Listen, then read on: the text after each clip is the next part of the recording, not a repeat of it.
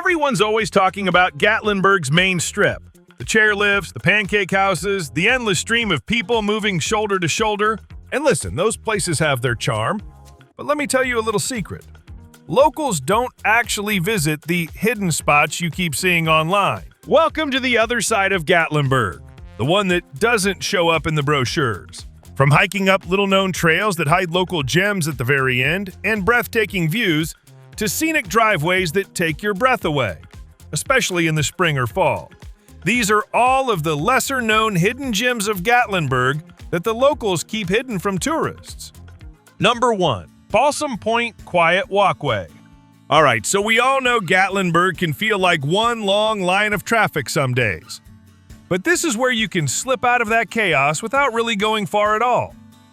The Balsam Point Quiet Walkway is one of those places locals almost don't talk about, because the whole point is right there in the name. Now, I would like to preface this by saying that in Gatlinburg, you're never really away from tourists. It's a very touristy place, and it's packed year-round. But not all attractions are built the same. While most are jam-packed all the time, there are a few rare exceptions, and we'll be focusing on those today. The Balsam Point Quiet Walkway is one of them. You'll find it just off Newfound Gap Road, US 441, a short drive south of Gatlinburg, tucked inside the Great Smoky Mountains National Park. There's no entrance fee specifically for the walkway, but keep in mind you're inside the Great Smoky Mountains National Park area.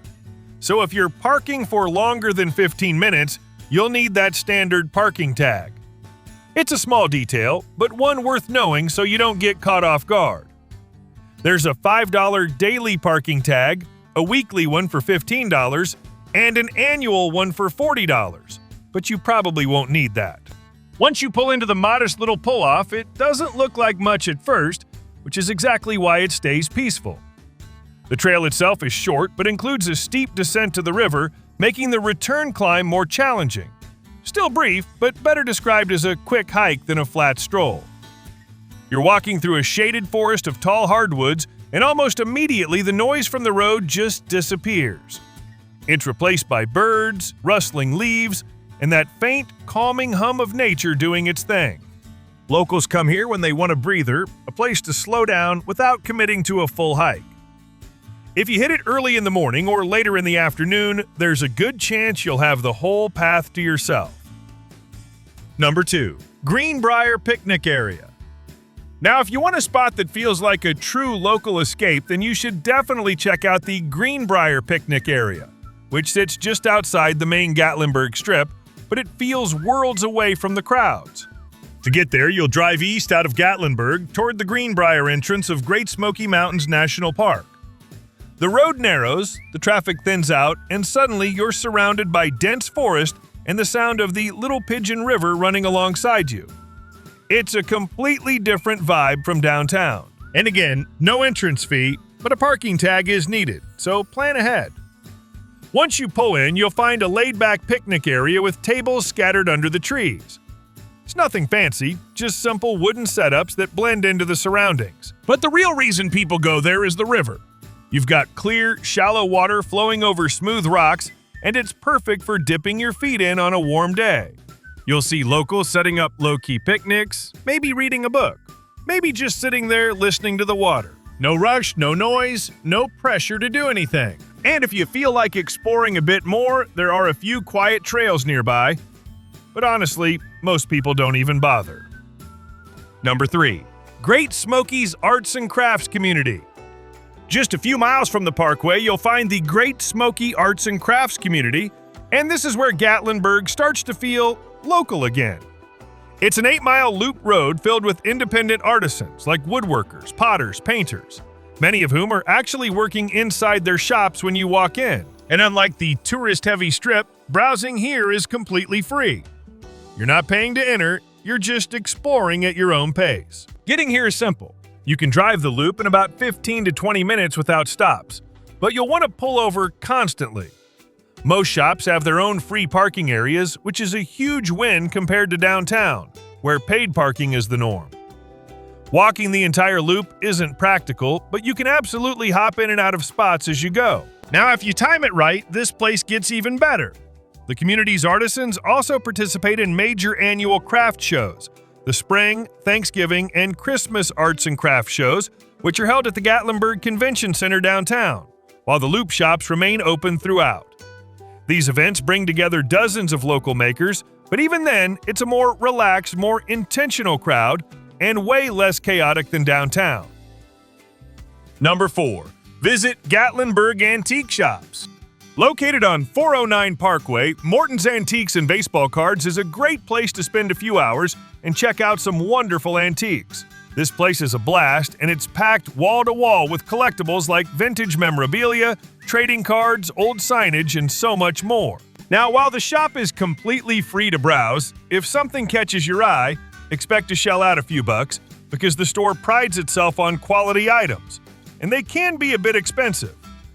But the owner is a sweet old gentleman who really knows his stuff.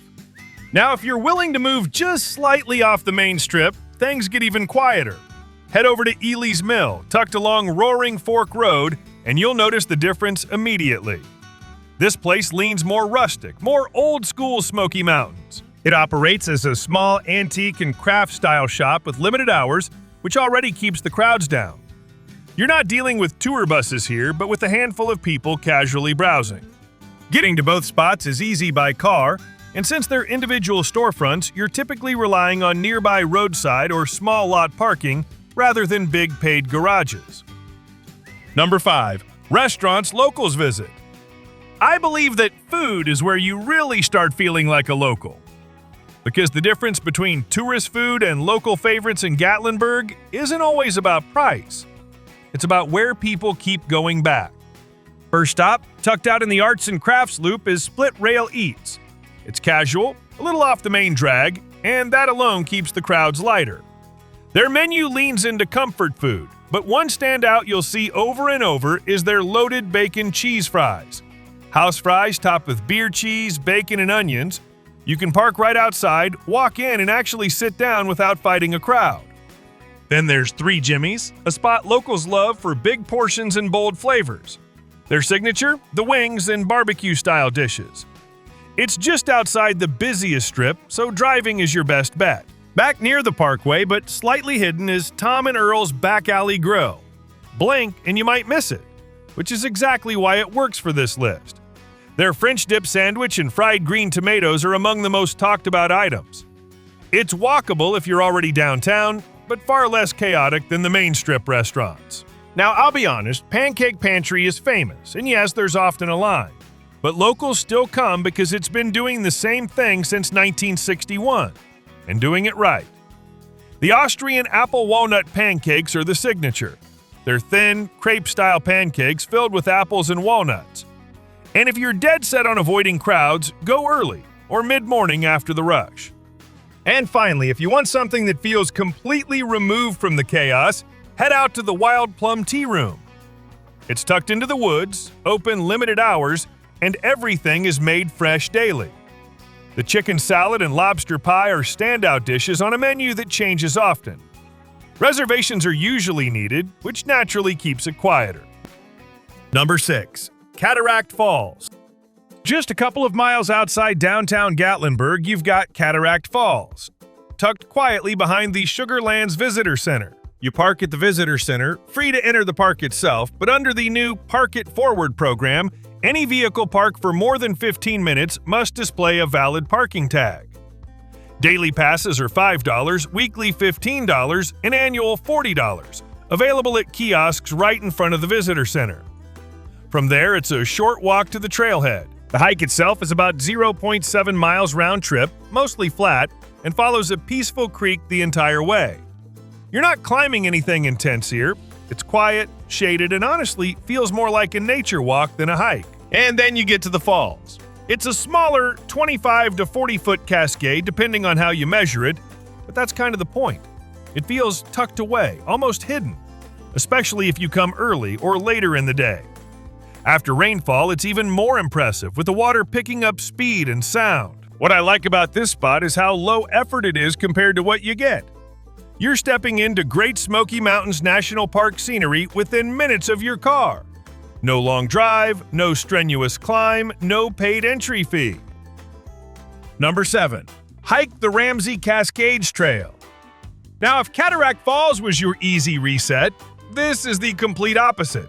And that's exactly why it keeps a lot of tourists away. Just outside Gatlinburg, tucked into the quieter Greenbrier section of Great Smoky Mountains National Park, you'll find the Ramsey Cascades Trail. And right away, you need to know that this is not a casual stroll. This is an 8-mile round-trip hike with over 2,000 to 2,500 feet of elevation gain, and it typically takes between 5 and 7 hours to complete. Getting there already filters people out. You'll drive about 5 to 6 miles east of Gatlinburg on Highway 321, turn into the Greenbrier entrance, and follow a narrower road all the way to the trailhead. Parking is available at the trailhead through a tag, as usual. Once you start hiking, the first part eases you in along an old roadbed. But don't get comfortable. The trail quickly turns rocky, steeper, and more demanding as you climb higher into the mountains, crossing streams and footlog bridges along the way. And this is where it starts to feel different from the rest of Gatlinburg. You're deep in old-growth forest with massive trees, rushing water, and long stretches where it's just you and the trail. Then after about 4 miles, you reach the payoff.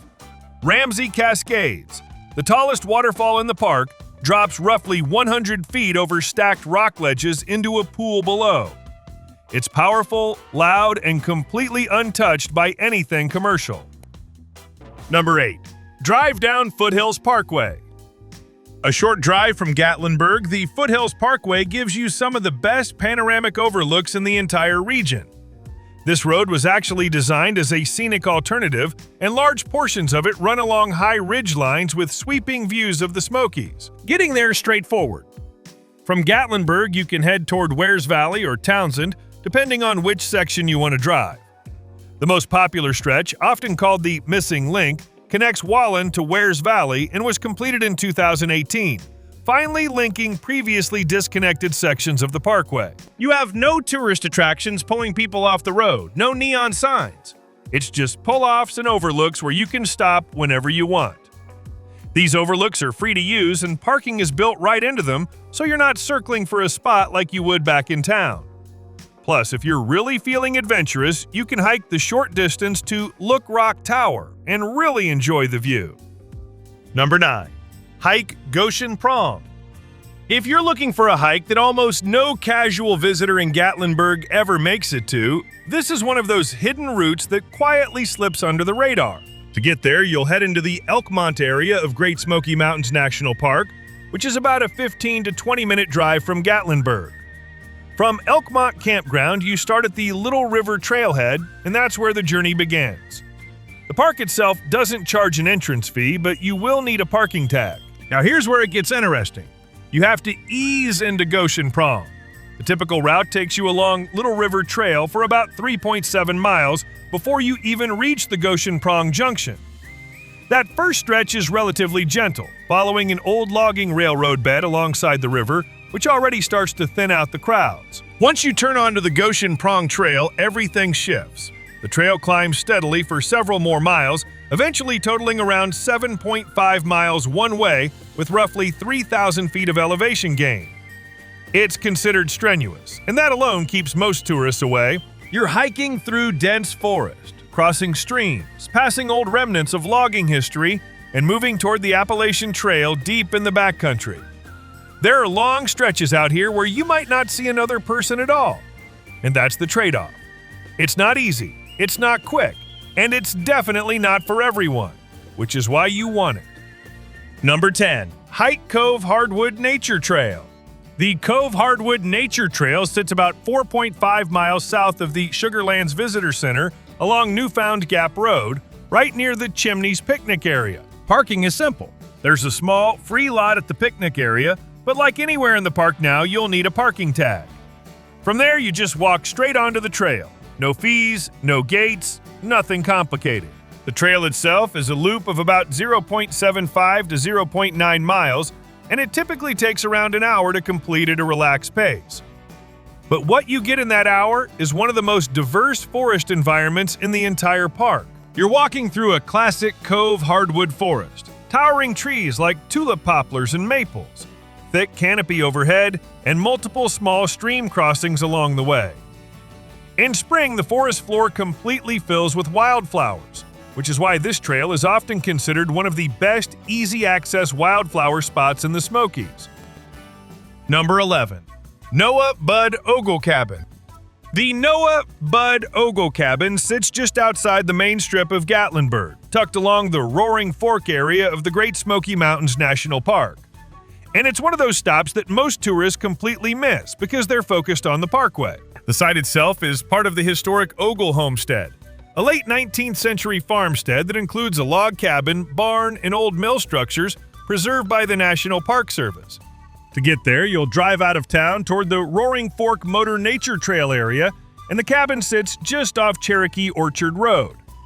From Gatlinburg, it's roughly a 10 to 15 minute drive depending on traffic, but once you turn off the main roads, everything immediately gets quieter and more forested. There's no entrance fee for the cabin itself beyond standard Great Smoky Mountains National Park access, and visiting it is completely free. Parking is available in small pull-offs or nearby designated areas, and from there it's a short walk to the historic structures. The trail around the site is easy and self-guided, which means you can take your time without any pressure or crowds pushing you through. What you're really seeing here is a preserved snapshot of 1800s mountain life. The cabin is built in a traditional saddlebag style, with two log structures sharing a central chimney.